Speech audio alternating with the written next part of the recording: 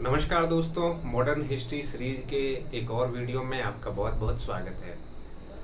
आज के इस वीडियो में हम समझने का प्रयास करेंगे भारत शासन अधिनियम 1935 के बारे में कि भारत शासन अधिनियम 1935 में क्या प्रावधान था, किस तरह से शासन व्यवस्था को परिवर्तित करने का प्रयास किया गया इस अधिनियम के द्वारा। पर भारत शासन अधिनियम 1935 को समझने से पहले की घटनाक्रम को अगर हम देखें तो हम इस चीज को समझ चुके थे कि साइमन कमीशन आया। साइमन कमीशन के विरोध में नेहरू रिपोर्ट तैयार किया गया।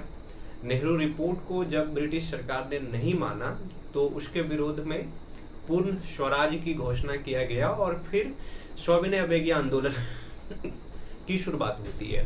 पर सविनय अवज्ञा आंदोलन का जो प्रथम चरण था, जिसको फर्स्ट फेज कहते हैं, फर्स्ट फेज की समाप्ति होता है गांधी और इरविन के समझौता के बाद। पर इसके परिणाम स्वरूप गांधी जी जो ब्रिटेन में राउंड टेबल कॉन्फ्रेंस हो रहा था, द्वितीय राउंड टेबल कॉन्फ्रेंस में शामिल होते हैं। पर इससे भी कुछ खास परिणाम निकलता नहीं है। गांधी जी फिर से भारत आते हैं और फिर से सविनय अवज्ञा आंदोलन की शुरुआत करते हैं। लेकिन इसके बाद ये देखने को मिला कि जो आंदोलन एक बार समाप्त हो जाता है, फिर से लोगों की सहभागिता उस आंदोलन में उतना अधिक होता नहीं है, जिसके कारण सविनय अवज्ञा आंदोलन का जो द्वितीय चरण है, जो सेकंड फेज है, वो उस तरह से सफल नहीं हुआ और अंततः गांधी जी क्या करते हैं कि आंदोलन को वापस ले लेते हैं। इसके बाद एक घटना और हुई, वो था राउंड टेबल कॉन्फ्रेंस होने के बाद जब सांप्रदायिक पंचायत की घोषणा किया गया, कम्युनल एवार्ड की घोषणा किया गया। तो कम्युनल एवार्ड के विरोध में गांधी जी उस समय पुणे की यरवदा जेल में थे। तो यरवदा जेल में वे भूख हड़ताल शुरू करते हैं और उसके भूख हड़ताल का परिणाम ये होता है कि उस समय जो दलित वर्ग के सबसे बड़े नेता थे डॉक्टर बी आर अम्बेडकर के साथ एक समझौता होता है, जिसको कहते हैं पूना पैक्ट, पूना समझौता। पर अगर हम ये समझें कि 1935 में भारत शासन अधिनियम से पहले भारतीय राष्ट्रीय कांग्रेस के अंदर किस तरह की गतिविधि चल रहा था, तो पहली चीज अगर आप ये देखें कि भारतीय राष्ट्रीय कांग्रेस में सब चीज नॉर्मल नहीं था। क्योंकि अगर हम भारतीय राष्ट्रीय कांग्रेस की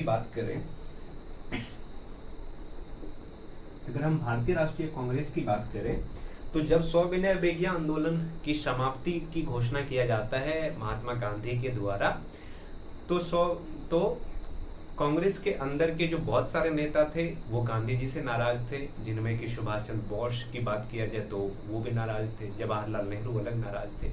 तो कांग्रेस के अंदर के जो एक समूह थे वो ये चाहता था कि चूंकि आंदोलन को क्या किया गया है कि समाप्त कर दिया गया है और आंदोलन के समाप्ति के कारण लोगों को मौका दिया जाए, फिर से गांव पहुंचा जाए, लोगों को फिर से संगठित किया जाए और संगठित करने के बाद फिर जब समय आएगा तो हम पुनः आंदोलन की शुरुआत करेंगे। इस तरह के विचारधारा के लोगों को गांधीवादी विचारधारा के लोग मानते थे। तो पहला जो गांधीवादी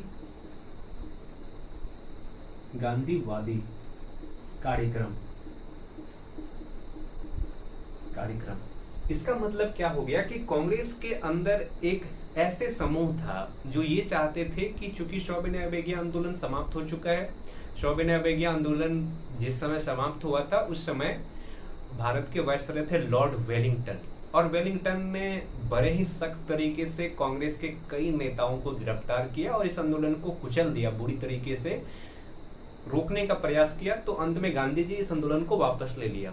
तो कांग्रेस के अंदर जो गांधीवादी विचारधारा के नेता थे उनका ये मानना था कि अभी हम कोई आंदोलन शुरू नहीं करेंगे, अभी हम फिर से संगठित करेंगे लोगों को। जिस तरह से असहयोग आंदोलन समाप्ति होने के बाद लोगों को संगठित करने के लिए गांव पहुंचा गया, चरखा कार्यक्रम शुरू किया गया और कांग्रेस की सदस्यता लोगों को दिलाया गया, वैसे ही कार्यक्रम हम फिर से शुरुआत करेंगे, ये मानना था उन लोगों का जो गांधीवादी विचार से प्रभावित थे।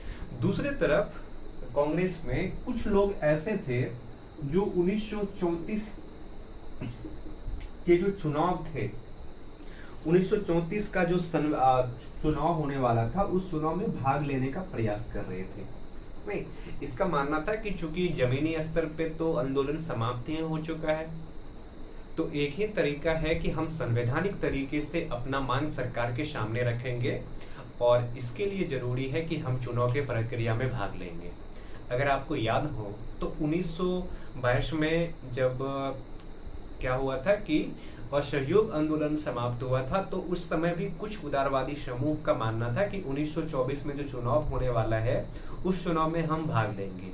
इसको लेकर के शुरू में गांधी जी भी असहमत थे। गांधी जी का मानना था कि अगर हम सरकार का हिस्सा बन जाएंगे तो लोगों को सही मैसेज नहीं जाएगा, लोगों को लगेगा कि कांग्रेस के लोग सरकार का विरोध कर रहे हैं और ये लोग सरकार के साथ मिल करके सरकार से ही समझौता कर लिए हैं। तो शुरू में इन लोगों ने गांधी जी ने इन लोगों का समर्थन नहीं किया। जो तीसरा खेमा इसमें आपको देखने को मिलेगा कौन कौन, इसमें देखने को मिलेगा एक तो आपको सुभाष चंद्र बोस एवं नेहरू, ये लोग वामपंथी विचारधारा के समर्थक थे। वामपंथी, ये लोग गांधी जी का विरोध कर रहा था। ये लोग गांधी के जो असहयोग आंदोलन वापस लेने की प्लान था, जो निर्णय था, इस निर्णय से खुश नहीं थे और इसका मानना था कि गांधी जी हर बार संघर्ष शुरू करते हैं, अंत में समझौता करते हैं और वापस अपने जगह पे पुनः आ जाते हैं। क्योंकि जब असहयोग आंदोलन वापस लिया गया था तो उस समय भी कांग्रेस के अंदर एक ऐसे समूह थे जो गांधी जी का विरोध कर रहे थे। वो नहीं चाहते थे कि आंदोलन को वापस लिया जाए, क्योंकि जब भी एक बड़ा आंदोलन होगा तो उस आंदोलन के दौरान थोड़ी बहुत हिंसा हो ही जाती है। और असहयोग आंदोलन वापस लेने के पीछे का जो मुख्य कारण था वो ये था कि चौरा चौरी हत्याकांड जो हुआ या चौरा चौरी हिंसा जो हुआ, उस हिंसा के कारण गांधी जी और असहयोग आंदोलन को वापस लिए थे। और इस बार चूंकि राउंड टेबल कॉन्फ्रेंस में कोई बात बना नहीं, और राउंड टेबल कॉन्फ्रेंस में जब कोई बात नहीं बना तो ब्रिटिश सरकार बड़े ही मजबूत तरीके से भारतीय लोगों को गिरफ्तार करना शुरू किया, लोगों को दंडित करना शुरू किया, ताकि ये जो आंदोलन शुरू हुआ है इस आंदोलन को समाप्त कर दिया जाए। तो गांधी जी के आइडिया से ये जो विचारधारा के लोग थे, ये विचारधारा के लोग, वामपंथी विचारधारा के जो नेता थे, ये सहमत नहीं थे। गांधी जी की जो आइडिया क्या था कि हम संघर्ष करेंगे फिर समझौता करेंगे और फिर से हम संघर्ष प्रारंभ करेंगे। यानी कि सरकार के विरुद्ध हम आंदोलन शुरू करेंगे और सरकार के सामने अपना कुछ मांगे रखेंगे।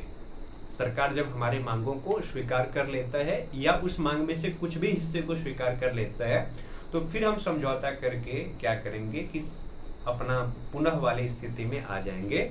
एक लंबा आंदोलन चलाने के लिए लोगों को ज्यादा संगठित करने की जरूरत है, जो अभी संभव नहीं है। पर जो ये युवा नेता थे, इसका मानना था कि नहीं, ये संघर्ष, समझौता, संघर्ष की रणनीति बहुत हो गया। अब एक ऐसी संघर्ष कार्यक्रम शुरू होना चाहिए जिसका अंत विजय पे हो। जब तक हमें अपना लक्ष्य नहीं मिल जाता, जब तक हमें आजादी नहीं मिल जाता, तब तक हम सरकार के साथ किसी भी तरह की समझौता नहीं करेंगे। पर गांधी जी इसके उलट थे। गांधी जी का मानना था कि अगर हम लंबे समय तक सरकार के सामने संघर्ष करते हैं और सरकार हमारे संघर्ष को नहीं मानते हैं तो इससे लोग क्या करेंगे कि ऊब जाएंगे, लोग अपने धैर्य को खो देंगे और हमारा जो अहिंसात्मक नीति है, अहिंसात्मक नीति को छोड़ करके लोग हिंसा करना शुरू करेंगे। और जैसे ही लोगों के द्वारा हिंसा किया जाएगा तो सरकार के पास बहुत शक्ति है, चाहे वो आज का सरकार हो या ब्रिटिश सरकार हो, सरकार के पास बहुत ज्यादा शक्ति होते हैं। और राज्य के विरुद्ध जब कोई हिंसा करता है तो राज्य शक्तिशाली तरीके से उस हिंसा का जवाब देता है, इससे भारतीय लोगों को ज्यादा नुकसान होता है। तो ये युवा नेता गांधी जी की संघर्ष समझौते नीति की जगह ये चाहते थे कि हम क्या करेंगे कि संघर्ष का कार्यक्रम शुरू करेंगे। अब देखिए क्या हो रहा है कि कांग्रेस के अंदर एक विचारधारा की लड़ाई चल रहा है। एक विचारधारा ऐसा है जो ये चाहते हैं कि सविनय अवज्ञा आंदोलन चलो खत्म हो गया, अब हम क्या करेंगे कि किसी तरह का आंदोलन नहीं करेंगे, ना तो सरकार का हिस्सा बनेंगे, न सरकार का विरोध करेंगे, बल्कि रचनात्मक काम करेंगे, गांव तक पहुंचेंगे, लोगों को जागरूक करेंगे, स्थानीय मुद्दों को समझेंगे। और फिर जब समय आएगा तो उस समय के दौरान हम क्या करेंगे कि फिर से अपना संघर्ष की शुरुआत करेंगे।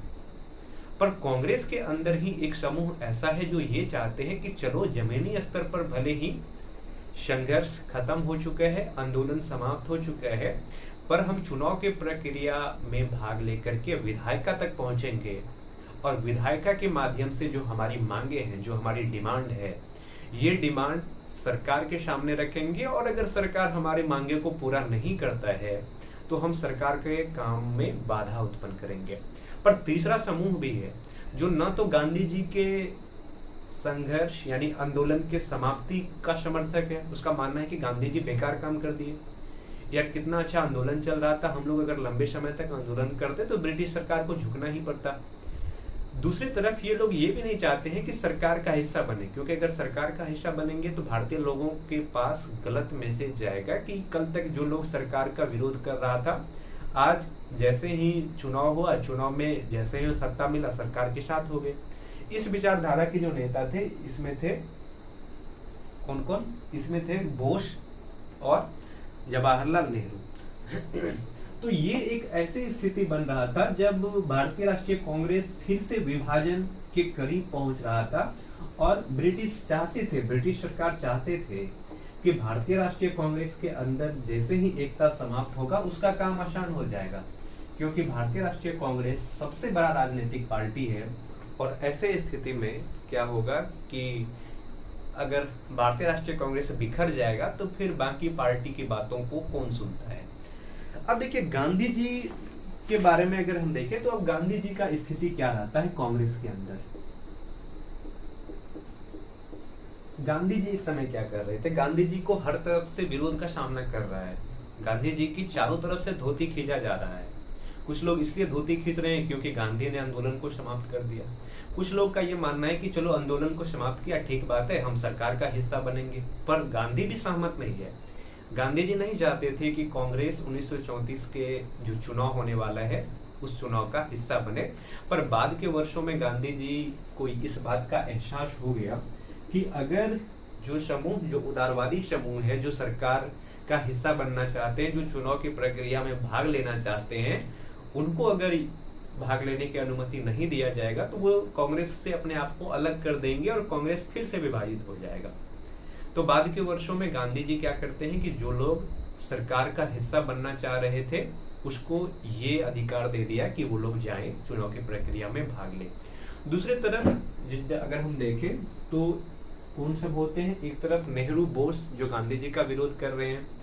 इन्होंने कहा कि मतलब गांधी जी समझाए बोस और जो वामपंथी ग्रुप के अन्य नेता थे उनको कि अगर हमने आंदोलन को वापस लिया है तो मेरा ये मतलब नहीं है कि हम सरकार के सामने समर्पण कर दिए हैं या फिर हम पीछे हट गए हैं, बल्कि ये आंदोलन और लंबे समय तक चलता तो भारतीय लोग की स्थिति इतनी मजबूत नहीं है कि वो सब काम धाम छोड़ करके आंदोलन में बने रहते।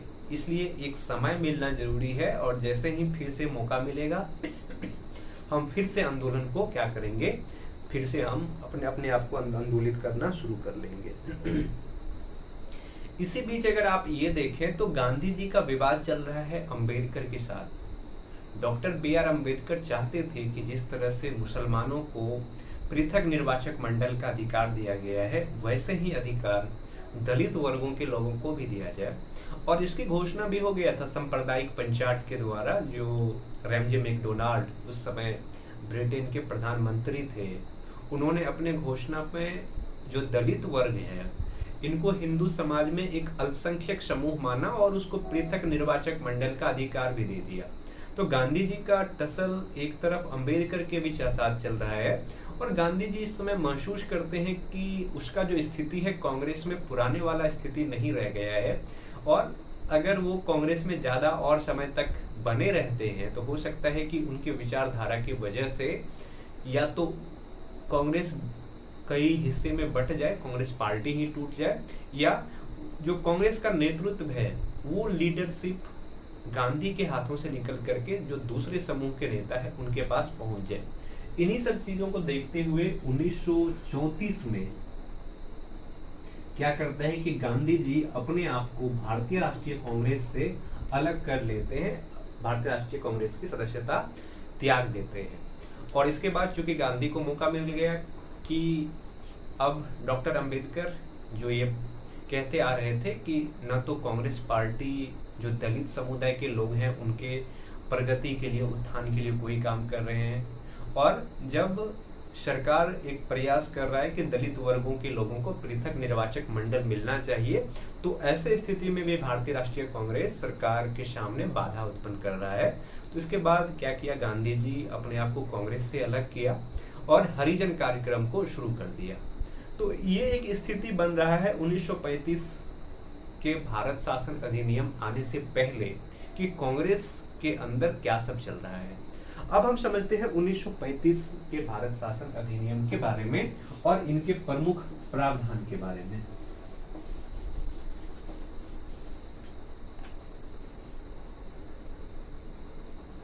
भारत शासन अधिनियम 1935। अगर हम भारत शासन अधिनियम 1935 की बात करें तो क्या हुआ था कि 1909 में आया था मार्लियामेंट रिफॉर्म और 1919 में आया था मॉन्टेग्यू चेम्सफोर्ड रिफॉर्म, जिसको भारत शासन अधिनियम 1919 भी कहते हैं। और इसके बाद कहा गया था कि प्रत्येक 10 वर्ष के बाद संवैधानिक स्तर पर क्या सुधार हुआ है, किस तरह की संविधान में सुधार करने की आवश्यकता है, या फिर जो चीज लागू किया गया है वो कितना सफल है या उसमें क्या सुधार करना है, इन सब चीजों की जांच करने के लिए हर 10 वर्ष पे क्या किया जाएगा कि एक नया अधिनियम लाया जाएगा, जो क्या होगा कि पुराने अधिनियम में कुछ सुधार होगा और कुछ नए प्रावधान उसमें जोड़े जाएंगे। इसी क्रम में जो 1919 का भारत शासन अधिनियम आया था, जिसको मॉन्टेग्यू चेम्सफोर्ड रिफॉर्म भी कहते हैं, मॉन्टेग्यू चेम्सफोर्ड रिफॉर्म की जांच करने के लिए गठन किया जाता है 1927 में साइमन कमीशन का। पर साइमन कमीशन का गठन इसलिए किया गया था ताकि भारतीय लोगों को जो स्वशासन देने की बात किया गया था 1919 के भारत शासन अधिनियम में, वो कितना सफल रहा है, भारतीय लोगों को कितने मात्रा में स्वशासन मिला है, इन सब चीजों को जांच करने के लिए गठित किया गया था। पर साइमन कमीशन के अंदर जो सदस्य थे वो सभी सदस्य गैर भारतीय थे, सभी सदस्य गोरे थे, ब्रिटिश थे। इसके कारण भारतीय लोगों ने साइमन कमीशन का विरोध किया, और जब साइमन कमीशन का विरोध भारतीय लोगों ने किया तो सरकार की ओर से ये चुनौती दिया गया भारतीय राष्ट्रीय कांग्रेस को कि अगर भारतीय राष्ट्रीय कांग्रेस साइमन कमीशन की जो बातें हैं, अनुशंसाएं हैं, उनको मानने के लिए तैयार नहीं है, तो भारत के लोग, जो बड़े राजनीतिक दल है, वो अपने सहमति से एक संविधान बना करके दिखाएं, हम उस संविधान को लागू करेंगे। तो साइमन कमीशन के विरोध में तैयार होता है नेहरू रिपोर्ट। नेहरू रिपोर्ट सरकार के द्वारा नहीं माना जाता है। इसके बाद सविनय अवज्ञा आंदोलन शुरू हो जाता है। पर अगर एक चीज देखें कि 1919 के जो भारत शासन अधिनियम है और 1935 का जो भारत शासन अधिनियम है, इस दौरान कितने साल का अंतर है, तो कुल मिलाकर के 16 वर्ष का अंतर है, 16 साल का अंतर है।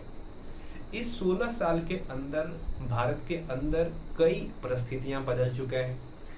1920 से लेकर के 22 तक भारत में खिलाफत असहयोग आंदोलन चला। ये बात और है कि ये आंदोलन सफल नहीं हुआ। खिलाफत असहयोग आंदोलन के बाद 1927 में साइमन कमीशन आया, 1928 में नेहरू रिपोर्ट आया। नेहरू रिपोर्ट को जब नहीं माना गया तो पूर्ण स्वराज की घोषणा होता है 1929 में, और इसके साथ ही सविनय अवज्ञा आंदोलन की भी शुरुआत हो जाती है। जो सविनय अवज्ञा आंदोलन है, इसी दौरान राउंड टेबल कॉन्फ्रेंस भी होता है, गोलमेज सम्मेलन भी होता है। हालांकि ये सम्मेलन भी सफल नहीं हुआ, और इस सारी घटनाओं के बाद आता है 1935 में भारत शासन अधिनियम। भारत शासन अधिनियम में कई सारे प्रावधान थे, जिनमें की सरकार का जो प्रांतीय स्तर की सरकार है और जो केंद्रीय स्तर की सरकार है, उनमें कुछ परिवर्तन करने की बात किया गया था। तो अगर हम भारत शासन अधिनियम के प्रावधान में देखें तो सबसे पहला जो प्रावधान था, ये कहा गया कि संघात्मक सरकार का गठन होगा, संघात्मक व्यवस्था। नहीं, भारत शासन अधिनियम की जो पहली बात है वो ये कहा गया कि संघात्मक सरकार का गठन किया जाएगा। भारत एक संघ होगा, एक संघ का निर्माण किया जाएगा। संघ का मतलब कि भारत बहुत सारे राज्यों को मिला करके एक संघ बनेगा, जिस तरह से आज क्या है, भारत एक संघ है। और हालांकि बाद के वर्षों में ये कहा गया कि इस संघ का निर्माण तभी हो सकता है जब भारत के आधे से अधिक राज्य इस पर अपना सहमति देते हैं, तब जाकर के ही इस संघ का निर्माण किया जाएगा। और भारत के आधे से अधिक राज्य इस पर अपना सहमति दिए नहीं, जिसका परिणाम ये हुआ कि कभी भी इस संघ का निर्माण नहीं हुआ। पर 1935 के अधिनियम में ये जरूर कहा गया कि भारत एक संघ होगा और इस संघ के निर्माण तभी हो सकता है जब भारत के आधे से अधिक राज्य इस पर अपना सहमति देंगे। तो जब ये संघ का निर्माण किया जाएगा तो सरकार का भी दो स्वरूप होगा, एक होगा केंद्रीय सरकार और एक होगा प्रांतीय सरकार। प्रांतीय सरकार, प्रांतीय सरकार। तो सरकार का भी दो स्वरूप होगा, एक सरकार संघ का होगा यानी कि पूरे भारत का प्रतिनिधित्व करेगा, और एक सरकार ऐसा होगा जो प्रत्येक प्रांत का होगा, प्रत्येक राज्य का होगा, यानी कि स्टेट गवर्नमेंट होगा। पर इन सरकार के अंदर भी बहुत सारे विशेषताएं थी। हम इन विशेषताओं को देखते हैं कि केंद्रीय सरकार के लिए किस तरह की व्यवस्था किया गया। अगर हम बात करें केंद्रीय सरकार के लिए, केंद्रीय सरकार, केंद्रीय सरकार यानी कि यूनियन गवर्नमेंट। देखिए, जो 1919 का भारत शासन अधिनियम है, 1919 के भारत शासन अधिनियम में ये कहा गया कि द्वैध शासन की जो शुरुआत है ये प्रांत में होगा, ना कि केंद्र में होगा। पर 1935 के भारत शासन अधिनियम में कहा गया कि नहीं, प्रांतों में द्वैध शासन नहीं होगा। प्रांतों में जो द्वैध शासन की स्थापना किया गया था 1919 के भारत शासन अधिनियम में, उस चीज को खत्म कर दिया गया और ये कहा गया कि केंद्रीय सरकार में क्या होगा, यहाँ पे होगा द्वैध शासन, डायरकी, द्वैध शासन। और जब हम कहते हैं द्वैध शासन तो इसमें कौन कौन होगा, एक तरफ होगा गवर्नर या वायसराय, सीधा हम कह दें, एक तरफ होगा वायसराय और भारतीय मंत्री, भारतीय मंत्री। दूसरी तरफ वायसराय प्लस उसके कार्यकारी परिषद, कार्यकारी परिषद। 1935 के भारत शासन अधिनियम में द्वैध शासन की स्थापना का बात किया गया है, पर यहाँ पे उत्तरदायी सरकार की बात नहीं किया गया है। सारे के सारे शक्ति किसके पास था, वायसराय और उसके कार्यकारी परिषद के पास था। वायसराय और भारतीय मंत्री के पास बहुत कम शक्ति था, बहुत सीमित शक्ति था। सारे के सारे शक्ति कार्यकारी परिषद के पास था, जो ब्रिटिश लोग थे। ब्रिटिश लोग ही सारे के सारे केंद्रीय स्तर पे निर्णय लेते थे, निर्णय की प्रक्रिया में भाग लेते थे। यानी कि द्वैध शासन तो दिया गया पर उत्तरदायी सरकार नहीं दिया गया, रिस्पॉन्सिबल गवर्नमेंट नहीं दिया गया, उत्तरदायी सरकार की बात नहीं किया गया। हम आगे समझेंगे कि केंद्रीय स्तर पर क्यों उत्तरदायी सरकार की स्थापना नहीं किया गया और जबकि प्रांतीय स्तर पर उत्तरदायी सरकार की स्थापना किया गया। दूसरी तरफ अगर हम प्रांतों को देखें कि प्रांतीय सरकार में किस तरह की व्यवस्था किया गया,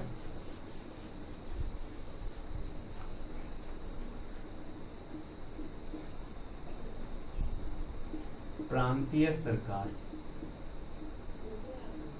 जो प्रांतीय सरकार है, प्रोविंशियल गवर्नमेंट है, इनके लिए क्या व्यवस्था किया गया, तो इनमें सबसे पहले जो द्वैध शासन की स्थापना किया गया था, द्वैध शासन की समाप्ति,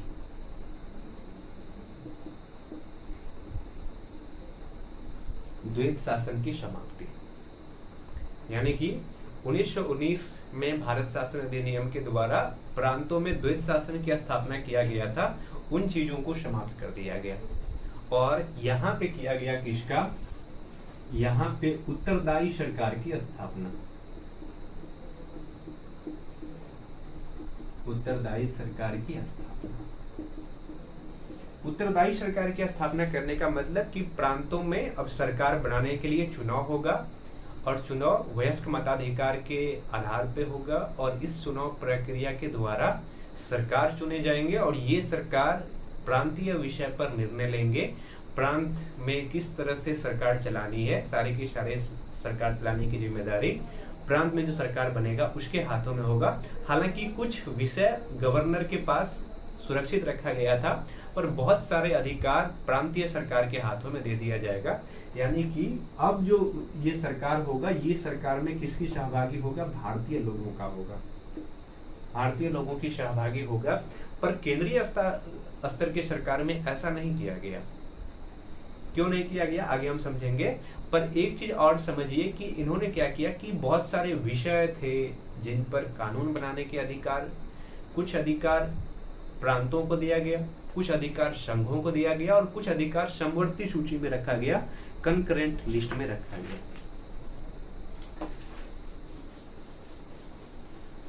अगर हम ये देखें कि 1935 का जो ये अधिनियम है, इस अधिनियम के द्वारा कई सारे लिस्ट बनाया गया। इन लिस्ट में एक था यूनियन लिस्ट। यूनियन लिस्ट में कुल मिलाकर के कितने विषय को रखा जाता है? तो यूनियन लिस्ट में रखा जाता है 59 विषय को, 59 सब्जेक्ट। और एक था प्रोविंशियल लिस्ट या फिर स्टेट लिस्ट कह दीजिए। स्टेट लिस्ट में रखा गया 54 विषय, 54 सब्जेक्ट। और जो कंकरेंट लिस्ट है, कंकरेंट लिस्ट के अंदर रखा गया कितने चीज को? 36 विषय को रखा गया। यानी कि ये जो 59 विषय है, इस 59 विषय पर कानून बनाने के अधिकार किसके पास होगा? तो केंद्रीय सरकार के पास होगा। और केंद्रीय सरकार कहने का मतलब कि जो हमारा वायसराय है और उसके कार्यकारी परिषद है, उसके द्वारा ही सारे के सारे निर्णय लिया जाएगा। इसके साथ साथ उन्होंने 54 कुछ विषय थे जिसको प्रांतों को दे दिया गया कि प्रांत की सरकार अब स्वतंत्र है इन विषयों पर अपने तरह से निर्णय लेने के लिए, अपने तरीके से कानून बनाने के लिए। और 36 ऐसे विषय थे जो समवर्ती सूची में रखा गया, कंकरेंट लिस्ट में रखा गया। इसका मतलब क्या हो गया कि इस विषय पर राज्य भी कानून बना सकते हैं और संघ भी कानून बना सकते हैं।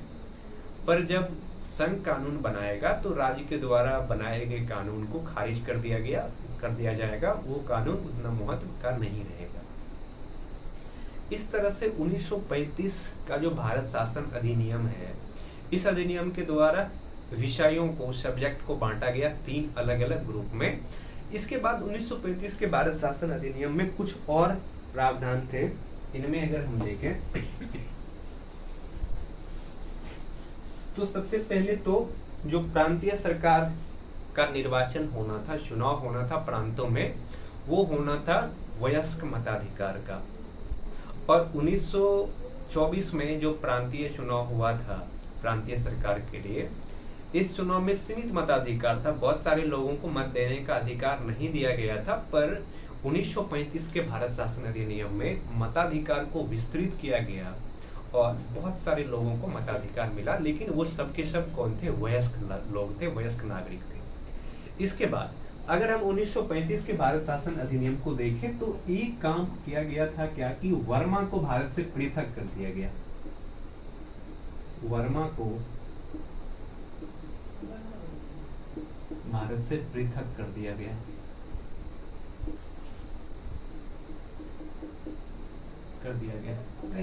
आज का जो म्यांमार है, म्यांमार का उस समय का नाम वर्मा था और वर्मा में ब्रिटिश साम्राज्य के हिस्से था, भारत का ही हिस्सा था 1935 तक।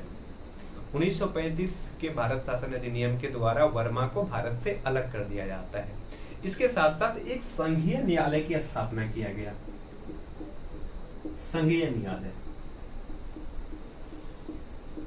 संघीय न्यायालय का मतलब कि ये प्रांतीय न्यायालय के ऊपर होगा। जिस तरीके से पहला जो न्यायालय है कोलकाता न्यायालय का स्थापना किया गया था, ठीक ऐसे ही एक संघीय न्यायालय का स्थापना किया गया भारत शासन अधिनियम 1935 के द्वारा।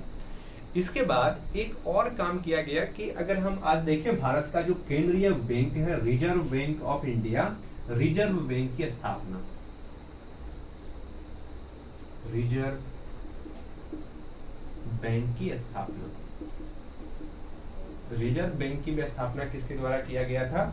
1935 के द्वारा एक आयोग का गठन किया गया था, यंग हिल्टन आयोग। यंग हिल्टन आयोग।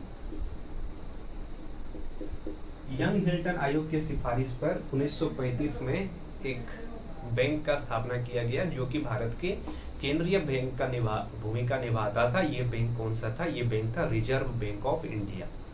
तो इस तरह से भारत शासन अधिनियम में कई तरह के प्रावधान थे। इन प्रावधान में से अगर सबसे महत्वपूर्ण चीज हम देखें तो केंद्रीय स्तर की जो सरकार थे उसके पास किसी तरह का उत्तरदायित्व नहीं था, यानी कि भारतीय लोगों के पास किसी तरह का सहभागिता नहीं था। भारत शासन अधिनियम 1935 के द्वारा जो सरकार गठन किया गया था केंद्रीय स्तर पर प्रांतीय स्तर पर इन्होंने क्या किया कि रिस्पॉन्सिबल गवर्नमेंट की स्थापना जरूर किया, उत्तरदायित्व सरकार की स्थापना जरूर किया। अगर हम ये समझें कि क्यों भारत शासन अधिनियम 1935 के द्वारा प्रांतीय स्तर पर तो उत्तरदायी सरकार की स्थापना किया गया, पर केंद्रीय स्तर पर क्यों उत्तरदायी सरकार की स्थापना नहीं किया गया? केंद्रीय सरकार और प्रांतीय सरकार।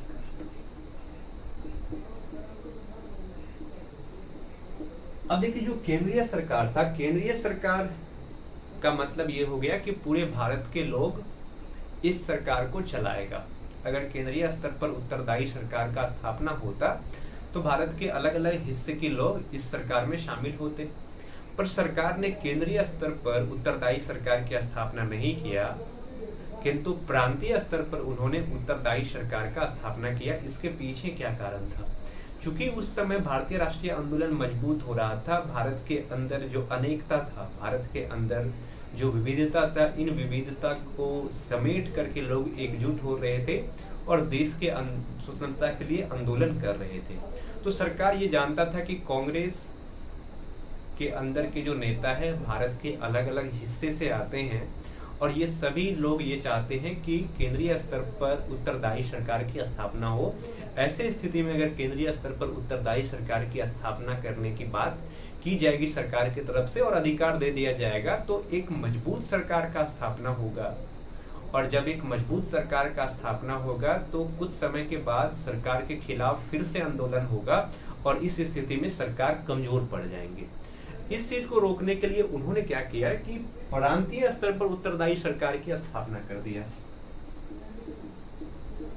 उत्तरदायी सरकार की स्थापना।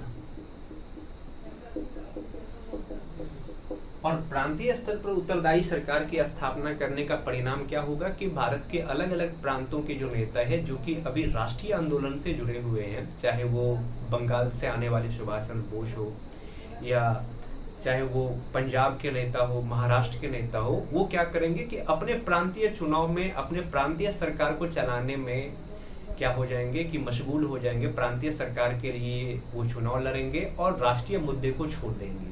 ऐसे स्थिति में राष्ट्रीय आंदोलन कमजोर हो जाएगा। सभी के सभी नेता अपने प्रांतीय मुद्दे के लिए जब काम करेंगे तो प्रांतीय स्तर पर सरकार भले ही वो चलाएंगे, पर केंद्रीय स्तर पे कांग्रेस के कमजोर होने से सरकार को फायदा हो जाएगा।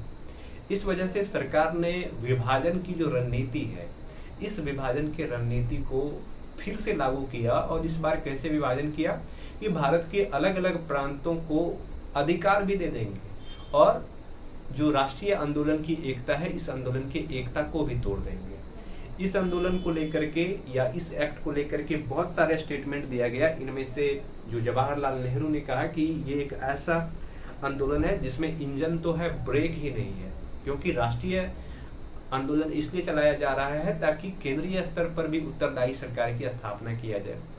तो कुल मिलाकर के अगर हम देखें तो भारतीय राष्ट्रीय कांग्रेस ने इस आंदोलन, इस जो एक्ट था, इस एक्ट को तो अस्वीकार कर ही दिया। अली जिन्ना जो उसमें मुस्लिम लीग के प्रमुख नेता थे, उन्होंने भी कहा कि ये जो एक्ट है, ये एक्ट भी सही नहीं है, सरागला एक्ट है। इस तरह से उन्होंने इसका व्याख्या किया।